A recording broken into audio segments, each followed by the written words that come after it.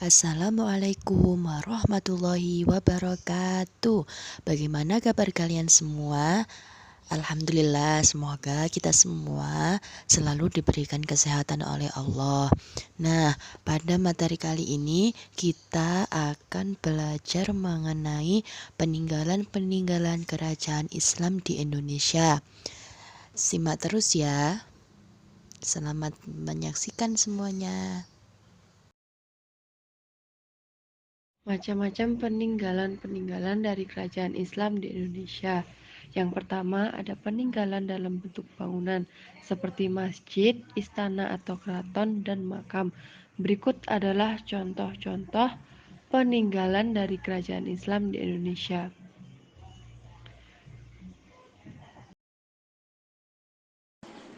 Masjid Ampel. Masjid Ampel terletak di Semampir, Surabaya, Jawa Timur.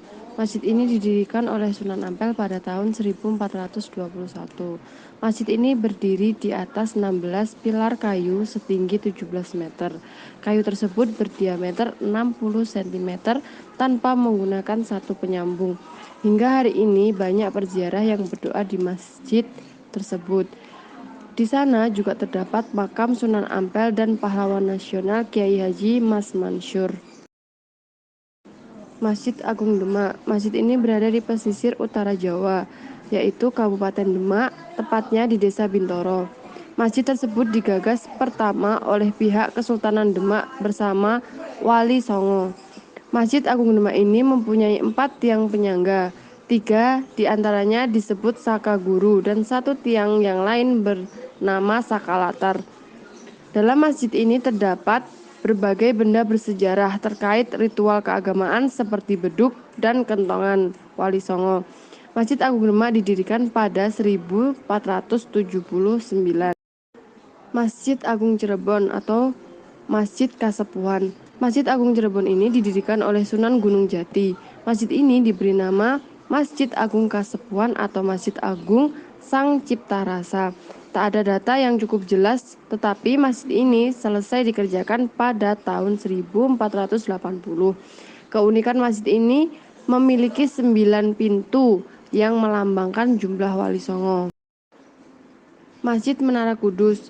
Seperti namanya, masjid ini berdiri atas inisiatif salah satu Wali Songo, yaitu Sunan Kudus. Pembangunan masjid ini sangat istimewa karena batu pertamanya didatangkan dari Masjid Al-Aqsa, Yerusalem. Masjid dibangun mulai 1549 Masehi dengan arsitektur yang unik, yaitu perpaduan antara budaya Hindu-Buddha dan budaya Islam. Seluruh badan masjid tidak menggunakan semen sebagai perekat bangunan, namun hanya menggunakan tanah liat. Masjid Agung Banten dibangun oleh Sultan Maulana Hasanuddin pada 1560 Masehi. Arsitek Masjid Agung bernama Jack Ban Cut dari Cina.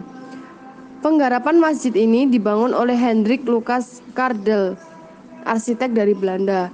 Masjid ini berbentuk pagoda yang tak jauh dari bangunan Cina. Masjid ini memiliki payung besar raksasa seperti di Masjid Nabawi. Masjid Katangka atau Katangga. Masjid ini didirikan oleh pihak Kerajaan Goa, Sulawesi Selatan. Masjid ini dinamai dengan unik, yaitu dari nama pohon Katangka.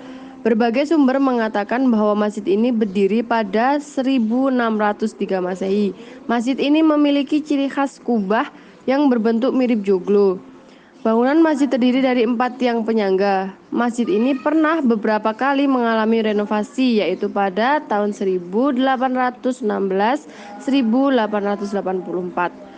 Dilanjutkan di masa setelah kemerdekaan pada 1963, 1971, 1980, dan terakhir pada tahun 2007. Masjid Raya Baitur Rahman Aceh. Masjid ini dibangun pada masa Sultan Iskandar Muda memimpin pada tahun 1612.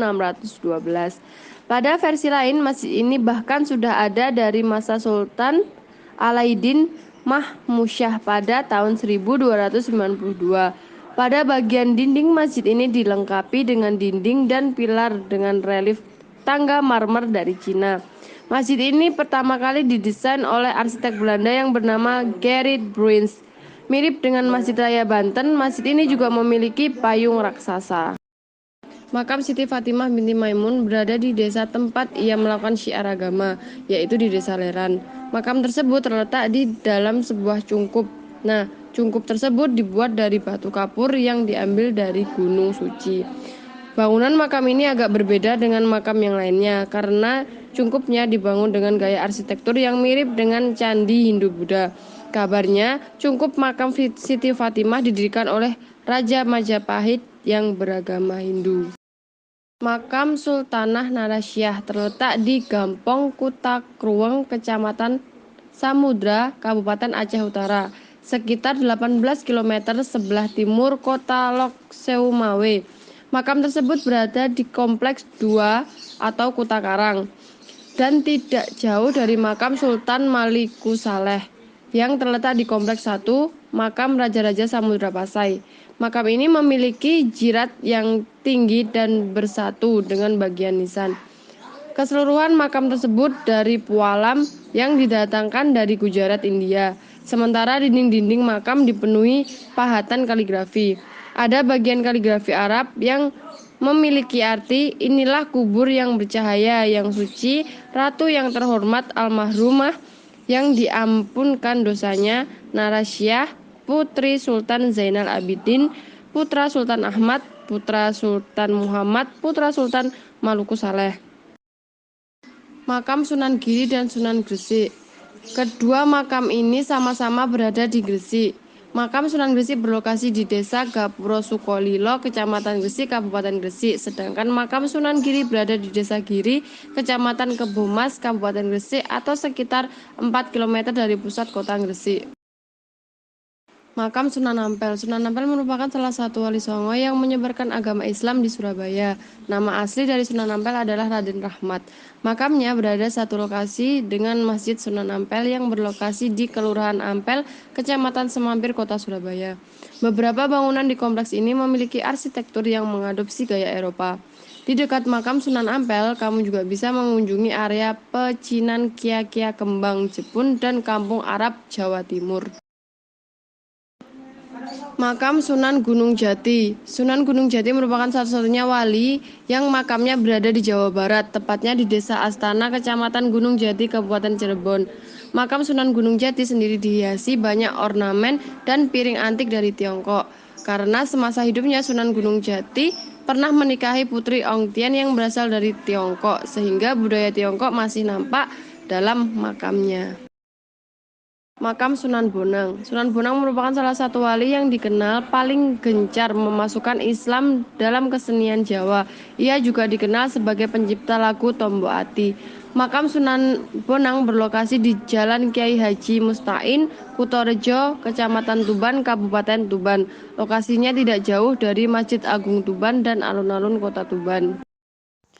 Macam-macam peninggalan kerajaan Islam di Indonesia berupa kesenian, yaitu ada wayang kulit, kaligrafi, kitab, upacara adat atau tradisi. Berikut adalah contoh-contoh peninggalan kerajaan Islam di Indonesia berupa kesenian. Berikutnya adalah peninggalan kerajaan Islam di Indonesia dalam bentuk seni atau kesenian. Ada wayang kulit. Wayang kulit adalah salah satu kesenian rakyat yang dijadikan sebagai media dakwah. Sunan Kalijaga misalnya, yang mengembangkan wayang purwa, yaitu wayang kulit yang bercorak Islam. Wayang secara harfiah berarti bayangan. Ia merupakan istilah untuk menunjukkan teater tradisional di Indonesia. Yang kedua ada kaligrafi. Kaligrafi adalah tulisan indah dalam huruf Arab. Tulisan tersebut biasanya diambil dari ayat-ayat suci Al-Quran. Kaligrafi digunakan sebagai hiasan dinding masjid, batu nisan, gapura masjid, dan gapura pemakaman. Batu nisan pertama yang ditemukan di Indonesia adalah batu nisan makam Fatimah binti Maimun di Leran, Surabaya. Sedangkan kaligrafi pada gapura terdapat di gapura makam Sunan Bonang di Tuban, gapura makam Raja-Raja Mataram, Demak, dan Goa. Selanjutnya ada kitab. Peninggalan karya sastra yang bercorak Islam adalah suluk dan hikayat. Suluk dan hikayat adalah tulisan yang ditulis dalam bahasa daerah. Ada juga yang ditulis dalam bahasa Arab, dan ada pula suluk yang diterjemahkan dalam bahasa Melayu. Suluk dan hikayat dibuat untuk mempermudah masyarakat Indonesia menangkap ajaran Islam. Sedangkan hikayat adalah cerita atau dongeng yang isinya diambil dari kejadian sejarah. Yang terakhir ada upacara adat dan tradisi. Beberapa tradisi Islam kita warisi sampai sekarang, antara lain ziarah ke makam, sedekah, dan sekaten. Ziarah yaitu kegiatan mengunjungi makam. Ziarah berkembang bersama dengan tradisi lain. Di Jawa misalnya, pengunjung di sebuah makam melaksanakan ziarah dengan melakukan berbagai kegiatan. Kegiatan tersebut adalah membaca Al-Quran atau membaca syahadat, berdoa, begadang untuk semadi, atau tidur dengan harapan memperoleh firasat dalam mimpi.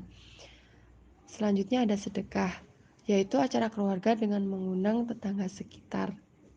Dan yang terakhir ada sekaten, yaitu perayaan Maulid Nabi Muhammad dalam budaya Jawa. Perayaan sekaten dikenal di Yogyakarta, Surakarta, Jawa Timur, dan Cirebon. Cara menjaga peninggalan-peninggalan kerajaan Islam di Indonesia berupa masjid, yaitu yang pertama, menjaga kebersihan dalam masjid. Yang kedua, menjaga dan merawat peninggalan berupa peralatan dan perlengkapan masjid. Yang ketiga, menyimpan, menjaga, dan merawat peninggalan berupa kitab-kitab. Yang keempat, memelihara peninggalan secara sebaik-baiknya, seperti menjaga kebersihan dan menjaga keindahan masjid. Yang kelima, melestarikan benda sejarah tersebut agar tidak rusak, baik oleh faktor alam maupun faktor buatan. Yang keenam, tidak mencoret-coret benda peninggalan sejarah. Yang ketujuh, turut menjaga kebersihan dan keutuhan masjid. Yang kedelapan, wajib menaati tata tertib yang ada dalam setiap tempat peninggalan sejarah, terutama di masjid. Yang terakhir, wajib menaati peraturan pemerintah dan tata tertib yang berlaku. Cara menjaga peninggalan-peninggalan kerajaan Islam di Indonesia berupa makam. Yang pertama, menjaga kebersihan dan kerapian makam. Yang kedua, mencegah dari kerusakan-kerusakan karena alam, seperti misalnya karena pelapukan dan jamur dan genangan air. Yang ketiga, menjaga dari ulah tangan manusia, misalnya coret-coret tembok makam dan merusak bangunan makam. Cara menjaga peninggalan-peninggalan kerajaan Islam di Indonesia berupa upacara adat. Yang pertama, upacara adat diadakan secara rutin oleh pemerintah setempat. Yang kedua, menjadikan acara kebanggaan masyarakat setempat serta menambah ketebalan iman dan takwanya. Yang ketiga, menjadikannya sebagai ikon wisata untuk menarik wisatawan untuk memeriahkannya. Cara menjaga peninggalan-peninggalan kerajaan Islam di Indonesia berupa seni pertunjukan wayang kulit. Yang pertama, mengadakan acara secara rutin oleh pemerintah, baik melalui televisi, melalui sosial media yang lainnya. Itu bisa. Yang kedua, membina kelompok kesenian wayang kulit. Yang ketiga, mempromosikan seni wayang kulit sebagai ikon wisata, sehingga semua orang itu tahu bahwa di Indonesia itu memiliki seni pertunjukan wayang kulit. Cara menjaga peninggalan-peninggalan kerajaan Islam di Indonesia berupa tembang dan suluk. Yang pertama, memasukkannya ke dalam mata pelajaran kesenian di sekolah. Yang kedua, mengadakan festival maupun lomba. Yang ketiga, membina kelompok kesenian tembang. Dan yang keempat, mengabadikan tembang dan suluk dalam bentuk buku maupun rekaman kaset. Sekian dari kelompok kami. Apabila ada kurangnya, mohon maaf yang sebesar-besarnya. Wassalamualaikum warahmatullahi wabarakatuh.